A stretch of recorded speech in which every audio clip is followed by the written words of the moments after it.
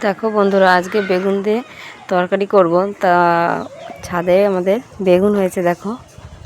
তো এই বেগুন দিয়েই আজকে তরকারি করব।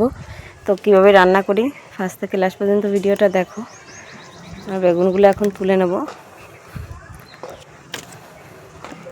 পুরো টাটকা কচি বেগুন, দারুণ লাগবে তরকারি করলে। তো কিভাবে করছি চলো বন্ধুরা। এখন বেগুনগুলো আমি কেটে নেব, সুন্দর করে তুলে আনলাম। তো এই যে খয়রা মাছ আর রুই মাছটা এখন লাল লাল করে ভাজা করে নেব। আমরা দেখো এখন আলু দিয়ে দেবো। অর্ধেকটা আলু কেটে নিয়েছি, তো আলুটা এখন ভাজা করে নেব।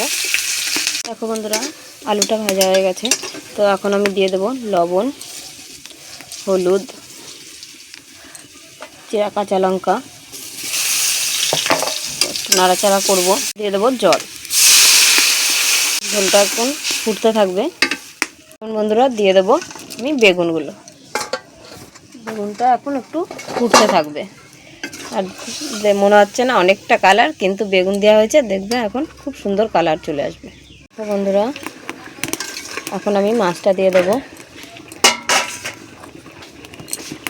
ঝোলটা একটু ফুটতে থাকবে আর একটু। বন্ধুরা, এখন আমি তরকারিটা একটু ফোড়ন দিয়ে নেবো। তো এখন নামিয়ে দেবো। তরকারিটা তো নামিয়ে নিলাম। তো একটু তেল দিয়ে দিয়েছি, এখন দিয়ে দেবো একটু জিরে। কিছুটা ভাজা জিরে আমি তুলে রাখবো। তুলে রাখলাম। আমি তরকারিটা ঢেলে দেবো। বন্ধুরা, তরকারি কালারটা কত সুন্দর এসছে। তো কেমন লাগলো অবশ্যই কমেন্ট করে বলো। বন্ধুরা দেখো, এখন আমি দিয়ে দিলাম ধনেপাতা আর ভাজা জিরে বাটাটা দিয়ে দিলাম। তো হয়ে গেছে, এখন আমি নামিয়ে দেবো।